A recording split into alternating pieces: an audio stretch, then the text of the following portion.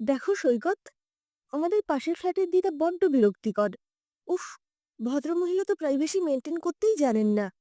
যখন তখন বেল বাজিয়ে ঢুকে পড়েন ফ্ল্যাটে, তারপর আমায় রান্না শেখাতে লেগে যান, অথবা আমার ঘর গোছাতে শুরু করেন। ওনার কি কেউ নেই? সৈকত একটু বিষণ্ণ গলায় বলল, আছে নন্দিতা, ওনার মেয়ে জামাই আছে।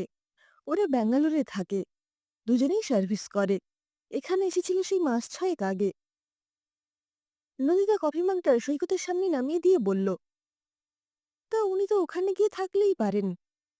সৈকত বলল, না, উনি থাকবেন না। গিয়েছিলেন মাসখানেকের জন্য। ফিরে এসে বললেন, সৈকত, চলে এলাম। আমার এই ফ্ল্যাট জবরদখল হয়ে যাবার ভয়ে। আমার কাছেই চাবি ছিল ওনার ফ্ল্যাটের। একটু রাগ হয়েছিল। বলেছিলাম, কেন দিদা, জবরদখল হবে কেন? চাবি তো আমার কাছে ছিল। উনি বললেন, মেয়ে বলেছে থাকবে না যখন, তখন বেচে দেব। তাই তড়িঘড়ি পালিয়ে এলাম। মেয়ে জামাইয়ের সংসারে বিশেষ পাত্তা পাননি। নন্দিতা বলল, সবই বুঝলাম, কিন্তু ভদ্রমহিলার তো প্রায় 75 বছর বয়স হলো। এখন এভাবে একা থাকা কি ঠিক? নন্দিতা আর সৈকতের বিয়ে হয়েছে মাত্র 8 মাস। এর আগে অবশ্য 3 বছরের প্রেমের ইতিহাস আছে। সৈকত কর্পোরেটে জব করে, আর নন্দিতা মর্নিং শিফটে একটা কিডজি স্কুলে পড়ায়। সৈকত এই ফ্ল্যাটটা কিনেছে বছর 1.5 হলো। নন্দিতা বিয়ের আগেও বার তিনেক এসেছে সাজানো গোছানোর জন্য। তখন বুঝতে পারিনি পাশের বাড়ির বয়স্ক মহিলা এতটা বিরক্তি উৎপাদন করবে। ভেবেছিল দুজনের পুতুল খেলার সংসার আস্তে আস্তে সেজে উঠবে নির্জনে। এমনকি নন্দিতা নিজের মা বাবাকেও বলেছে, আমরা সব শিখে নেব, তোমরা এত টেনশন করো না। সৈকতের দেশের বাড়ি দুর্গাপুরে। সেখানে এখনো যৌথ পরিবার। 2 কাকা, সৈকতের বাবা মা, কাকিমারা। সে এক এলাহি কাণ্ড। নন্দিতার বেশ ভালোই লেগেছে ওখানে হৈ হৈ করে কাটাতে দিন চারেক। কিন্তু নন্দিতা একটু নির্জনতা পছন্দ করে। হুট করে নিজের একান্ত ব্যক্তিগত বিষয়ে যে কাউকে এন্ট্রি দিতে রাজি নয় ও। সৈকত বলল, তোমার দুদিনেই অভ্যেস হয়ে যাবে, বুঝলে? উনি এমনিতে মানুষ খুব ভালো। আমি যখন একা থাকতাম, তোমায় তো বলেছি, প্রায় এটা ওটা খাবার নিয়ে এসে দিয়ে যেতেন। নন্দিতা বিরক্তির ঢঙে বলল, আসলে তুমি বাড়িতে থাকবেই কখন? আমি স্কুল থেকে 11টার মধ্যে ফ্ল্যাটে ঢুকে যাই। তখন থেকেই ওই মৈত্রী দেবীর অত্যাচার শুরু হয়। আজ আমায় মোচার ঘন্ট শেখাতে এসেছিলেন, এক ফালি মোচা নিয়ে। সৈকত হেসে বলল, তার মানে কি ডিনারে মোচার ঘন্ট পাবো নন্দিতা?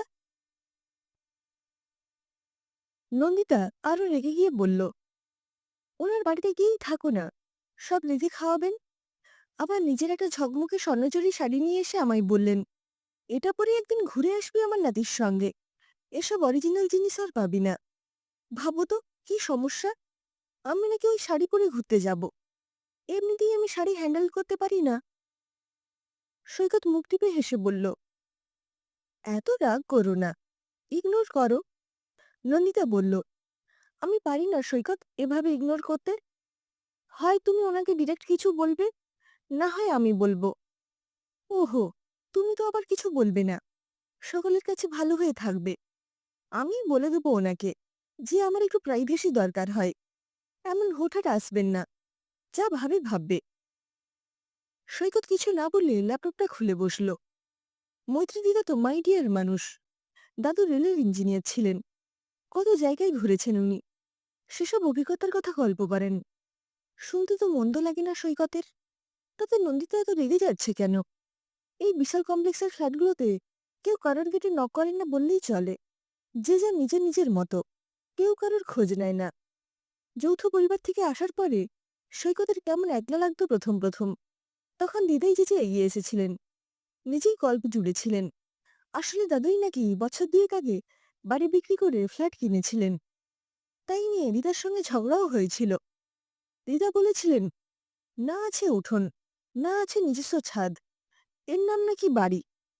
দাদু বলেছিলেন, অত বড় বাড়ি কে দেখবে মৈত্রী? এই ফ্ল্যাট কেনার মাত্র 2 মাসের মাথায় দাদু মারা যান। মোটা সুদ পান দিদা, তাতেই ওনার ভালো চলে যায়। কিন্তু আক্ষেপ একটাই, এর চত্বরে কথা বলার কেউ নেই। কেউ প্রাণ খুলে গল্প করে না। সৈকতকে খুব ভালোবাসেন দিদা। ও ভেবেছিল নন্দিতার সঙ্গেও ভালো বন্ডিং হয়ে যাবে। কিন্তু এমন যে হবে কে জানতো। নন্দিতা আজ ভেবেই নিয়েছে এই ভদ্রমহিলার অত্যাচার গত ৮ মাস ধরে অনেক সহ্য করেছে। আর নয়, এবার বলতেই হবে। স্কুলে যাবার মুখেই মৈত্রীদিতা বললেন, হ্যাঁ রে, আজ রাখির দিনেও তোর ছুটি নেই? যত সব বিদেশি স্কুলে পড়াস, আমাদের সব কালচার উড়ে গেল। নন্দিতা একটু বিরক্ত হয়েই বলল, সকলের তো আর আপনার মতো এমন অঢেল সময় নেই দিদা, এখন সবাই ব্যস্ত। দিদার মুখে অনাবিল হাসি। তা যা বলেছিস, আমার তো অফুরন্ত অবসর। স্কুলে দেরি হয়ে যাবে বলেই কথা না বাড়িয়ে ছুটল নন্দিতা। ফিরে এসে বুঝিয়ে বলে দেবে ওনার এই সবেতে কথা বলা একেবারেই পছন্দ করছে না ও। সৈকতের ঘুম ভাঙল বেলের আওয়াজে।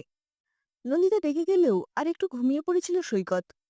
বোধহয় রিক্তা পিসি এলো কাজ করতে। দরজাটা খুলতেই এক মুখ হেসে দিদা বললেন, তাড়াতাড়ি স্নান করে আমার বাড়িতে আয় আজকে, দরকার আছে। সৈকত একটু হকচকিয়ে বলল, কেন দিদা, কেউ এসেছে? আমায় তো একটু পরেই অফিস দৌড়তে হবে। দিদা বললেন, তোর বেশি সময় নেব না আমি। স্নান করে দিদার ঘরে ঢুকতেই একটু চমকে গেল সৈকত। দিদা বললেন, নে নে বস। হুম, আজ সোফায় বসবি না, মাটিতে আসন পেতে দিয়েছি, বস। আসনে বসতেই দিদা থালায় সাজিয়ে গরম লুচি তরকারি মিষ্টি এনে দিলেন। হাতটা টেনে নিয়ে একটা রাখি পরিয়ে বললেন, তোর কি পছন্দ হবে না হবে বুঝতে পারিনি, তাই কিচ্ছু কিনিনি। এই খামে কয়েকটা টাকা আছে, তুই পছন্দ মতো কিনে নিস। সৈকত বলল, এ মা, আগে বললি না কেন? তাহলে আমিও তো তোমার জন্য গিফট আনতে পারতাম।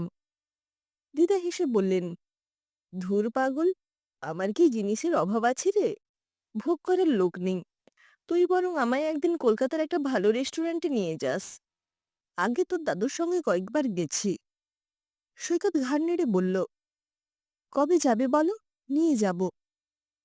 দিদার দেওয়া খামটা খুলে দেখল ৫,০০০ টাকা দিয়েছে দিদা। এত কেন বলতেই দিদা বললেন, একটা ভালো শার্ট প্যান্ট কিনবি। নন্দিতা বাড়ি ফিরে ফ্ল্যাটের চাবি ঘোরাচ্ছিল। যথারীতি দিদা বেরিয়ে এলেন। কান বটে মহিলার। কিরে, ফিরলি? চেঞ্জ করে একবার আমার ঘরে আসিস তো। নন্দিতা মুখের উপর বলতে যাচ্ছিল, এখন সময় হবে না দিদা, কিন্তু ওনার হাসি হাসি মুখের দিকে তাকিয়ে ঠিক বলা হলো না। ফ্রেশ হতেই আবার বেল। কিরে, আয়। নন্দিতা ওনার ফ্ল্যাটে ঢুকতেই দেখল সামনে একটা আসন পাতা, তার পাশে একটা থালায় চন্দনা রাখি রাখা আছে। নন্দিতার কোনো ভাই নেই, ওরা দুই বোন। ছোটবেলায় খুব মন খারাপ করতো এইসব দিনে। মনে হতো কাউকে কেন রাখি পরাতে পারবে না ও। ওনের হাতে রাখিগুলো দেখে পরতেও ইচ্ছে করত। দিদা বললেন, হাঁ করে দাঁড়িয়ে কেন আছিস রে, বস আসনে। নন্দিতা বসতেই কপালে চন্দনের টিপ পরিয়ে ওনার পরিচারিকা শ্যামলীকে বললেন, খাবারের থালাটা নিয়ে আয়। নন্দিতার হাতে রাখি পরিয়ে বললেন, তোর কর্তা মনে করল যে সে একাই বুঝি আমার আদর পাবে, পুরুষ বলে। হুম, তুইও আমার নাতনি, তুই কেন পাবি না? এই নে, এটা তোর গিফট। ১ টাকা দিয়েছেন দিদা। নন্দিতা নিতে অস্বীকার করেছিল বলে দিদা অভিমানী গলায় বলেছেন, তার মানে আমি তোদের আপন ভাবলেও তোরা পর ভাবিস। নন্দিতা আর না করতে পারেনি। আদরের মানুষ নন্দিতাও হয়েছে, কিন্তু এভাবে কোনো অনুষ্ঠানে ওকে আলাদা করে বসিয়ে সামনে খাবার থালা ধরে দেওয়া হয়নি সেভাবে। এগুলো তো ছেলেদের প্রাপ্য বলেই জানত নন্দিতা। অজান্তেই চোখ দুটো ঝাপসা হয়ে গেল নন্দিতার। দিদাকে প্রণাম করে নিঃশব্দে বেরিয়ে এলো। বিরক্তিকর মহিলা আজ ওর অন্তঃস্থলের খুব কোমল একটা জায়গা ছুঁয়ে গেলেন। সৈকত অফিস থেকে এসেই বলল, নন্দিতা, একটা সুযোগ পেয়েছি, চলো, দুদিনের জন্য ঘুরে আসবে। নন্দিতা বলল, কোথায় গো? ডুয়ার্স যাব। বেরোনোর আগে দিদা এসে এক কৌটো নাড়ু ধরিয়ে দিয়ে বললেন, তেমন বেশি কিছু করে দিতে পারলাম না রে। সৈকত বলল, বলো, তোমার জন্য কি আনবো? দিদা হেসে বললেন, একটা গরম চাদর আনিস, সবাইকে যেন উষ্ণতা দিতে পারি। দিন তিনেক পরে বেরিয়ে ফেলল ওরা, কিন্তু ওদের চাবি খোলার আওয়াজেও দিদা বেরোলেন না। সৈকত ব্যাপারটা খেয়াল না করলেও নন্দিতা করল। ক্লান্ত হয়ে রাতের খাবার অর্ডার করল। ডেলিভারি বয় বেল বাজাতেই দিদা বেরিয়ে এসে বলতেন, যত উল্টোপাল্টা খাস তোরা, যখন লিভারের রোগে ধরবে বুঝবি। এখন রক্ত গরম, তাই বুড়ির কথা মনে ধরছে না। নন্দিতা বিরক্ত হয়ে সৈকতকে বলেছিল, আমরা কি নিজেদের ইচ্ছে মতো খাবার অর্ডার করতেও পারবো না? উফ, লাইফটা জাস্ট হেল করে দেবে মহিলা।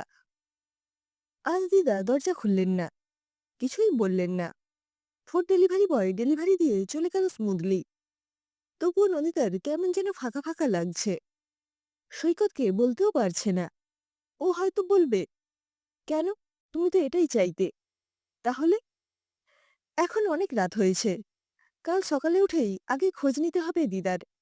তবে ফ্ল্যাটের মধ্যে যখন আলো জ্বলছে, তখন দিদা যে আছেন সেটা বেশ বুঝতে পারছে। ভোরবেলা উঠে স্কুল যাওয়ার জন্য তাড়াহুড়ো লেগে গেল নন্দিতার। বেরিয়ে দেখল দিদা গেটে নেই।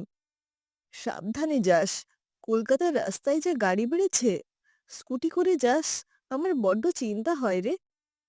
এইসব আজ কেউ বলল না, কেমন যেন ফাঁকা ফাঁকা লাগছে। নন্দিতা স্কুল থেকে ফিরেই দিদার ফ্ল্যাটে বেল বাজালো। দরজা খুলল একটা বছর বয়সের মেয়ে। মেয়েটি বলল, কাকে চাই? নন্দিতা ইতস্তত করে বলল, দিদা নেই? মেয়েটি ঘাড় নেড়ে বলল, হ্যাঁ আছে, আসলে আজ আমরা দিদাকে নিয়ে চলে যাচ্ছি তো, তাই গোছগাছে ব্যস্ত আছে। নদীদের গলা পেয়ে বিষণ্ণ মুখে বেরিয়ে এলেন দিদা। অবসাদগ্রস্ত মুখে হাসি টেনে বললেন, তোরা যেদিন বেড়াতে গেলি সেদিন রাতে শরীরটা একটু খারাপ লাগছিল, তাই শ্যামলী আমার মেয়েকে ফোন করে বসেছে, তাই ওরা এসেছে আমায় নিয়ে যেতে। কি করব বল, নিজের শরীরে জুত না থাকলে কার ভরসাতেই বা থাকবো এখানে।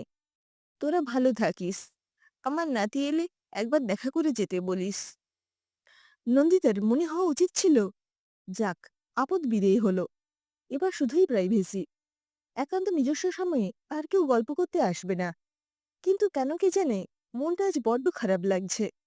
নন্দিতা কি নিজেকেই চেনে না ভালো করে? সৈকত দেখা করে এলো দিদার সঙ্গে, ওরও মনটা খারাপ। দিদা চলে গেছেন, ওনার ফ্ল্যাটে তালা ঝুলানো আছে। নন্দিতার বেল আর অসময়ে বাজে না, কেউ আর গেটে দাঁড়িয়ে বলে না, দুগ্গা দুগ্গা, সাবধানে যাস। কেউ স্বর্ণচুরি সারিয়ে এনে বলে না, এটা পরে ঘুরে আসিস তোর কর্তার সঙ্গে। অথবা মোচা কিংবা কচুর শাকের বাটি নিয়ে দাঁড়িয়ে বলে না, খেয়ে দেখিস রে ছুরি, তোদের ওই পিজ্জাকে হার মানাবে। এটাই তো চেয়েছিল নন্দিতা। কতবার নিজের প্রাইভেসি নষ্ট হচ্ছে বলে নালিশ করেছে সৈকতের কাছে। তাহলে মাত্র 7 দিনেই কেন এমন হাঁপিয়ে উঠেছে ও? একাকিত্ব এমন নিষ্ঠুর হয়, ওর জানা ছিল না তো। যেগুলো অবাঞ্ছিত লাগতো এতদিন, সেগুলো পাওয়ার জন্য মন কেমন কেন করছে। প্রায় মাস 6 পর আবারও দিদার ফ্ল্যাটের সামনে গাড়ি এসে দাঁড়ালো। দিদা নামলেন, সঙ্গে ওনার মেয়ে। দিদা এসেই হাঁক পারলেন, ওরে ও নন্দিতা, কোথায় গেলি রে? বুড়ি চলে গেছে বলে আনন্দে নাচছিলি তো, ভেবেছিলিস আমার নাতিকে নিয়ে খুব প্রেম করবি, ওটা হচ্ছে না। দিদা ডাক শুনে হু হু করে কেঁদে ফেলল নন্দিতা। মনে হলো আবার বুঝি এই কমপ্লেক্সে প্রাণ ফিরে পেল ও। আবার সেই সাবধানে যাস শুনতে পাবে। আবারও সেই, ওরে বাইরের খাবার এত খাস নে, ডুবে পড়বি দুটোতে, এমন শাসনও শুনতে পাবে। আবারও দিদাকে লুকিয়ে রাতে ডিস্কোঠেকে যাওয়ার মজা পাবে। আবার দিদার কাছে ধরা পড়ে জিভ কাটবে সৈকত। আজকে সকাল সকাল নন্দিতা আর সৈকত দুজনেই স্নান সেরে দিদার ফ্ল্যাটে বসে আছে। আরেকটা রাখি বন্ধন অনুষ্ঠান। দিদা দুজনের হাতে রাখি পরিয়ে দিয়ে বললেন, চল, আজ তোদের ওই ছাইপাস খেয়ে আসি। চল, গাড়ি বুক কর, বড় রেস্টুরেন্টে নিয়ে যাবি। দাদুর ছবি দিকে তাকিয়ে বললেন, আজ বুড়োর টাকায় আমরা খাবো, বুঝলি? নন্দিতা বলল, এটা হবে না দিদা, আজ আমি খাওয়াবো তোমায়। রেস্টুরেন্টে বসে নন্দিতার মাথায় হাত বুলিয়ে দিদা বললেন, তোর মেয়ে হতে বড় শখ হয়, এ বুড়ি মরলে তবে বাচ্চা নিবি, বুঝলি? অসমবয়সী 3 বন্ধুর রাখি বন্ধন সেলিব্রেশন চলছে। দিদা চিকেন শাড়িতে মুখ দিয়ে বললেন, হ্যাঁ রে, বিধবা মানুষ মাংস খাচ্ছি, পাপ হবে না তো? সৈকত বলল, আমি ঠাকুরকে বলে দেব আমি জোর করে খাইয়েছি। দিদার কোনো দোষ নেই। দিদার মুখে তৃপ্তির হাসি। একাকিত্বের যন্ত্রণাকাতর মুখে একরাশ মেঘমুক্ত হাসি নিয়ে দিদা তাকিয়ে দেখছেন চারপাশ। দিন দুয়েক পরে ভোরের দিকে আচমকাই ঘুমটা ভেঙে গেল নন্দিতার। পরিষ্কার দেখল দিদা দাঁড়িয়ে আছেন ওর বিছানার সামনে। ফিসফিস করে বলছেন, তোর মেয়ে হতে বড্ড শখ হয়। সৈকতকে টেনে তুলল নন্দিতা। দিদার ঘরে বেল বাজাতেই ঘুম চোখে শ্যামলিদি দরজা খুলল। নন্দিতা হাঁসফাঁস করে বলল, দিদা কোথায়? শ্যামলিদি বলল, কোথায় আবার, ঘুমোচ্ছে।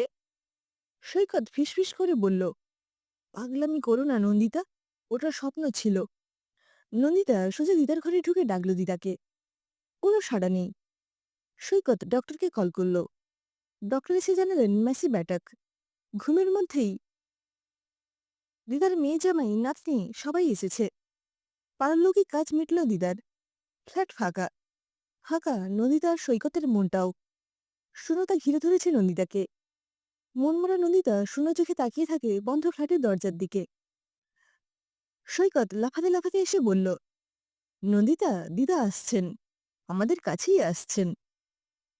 নন্দিতা মুচকি হেসে বলল, তার মানে রিপোর্ট পজিটিভ, তাই না? ওপরই আমাদের ঘাট থেকে নামবে না। নন্দিতার অবচেতন মন যেন স্পষ্ট শুনল, তোর মেয়ে হতে মন চায়। কিছু কিছু বন্ধনের শিকড় বড্ড গভীরে প্রবেশ করে। সে বন্ধন হোক চিরস্থায়ী। নন্দিতা মনে মনে বলল, মেয়ে হলে নাম দেব মৈত্রী, আর ছেলে হলে মৈত্রেয়।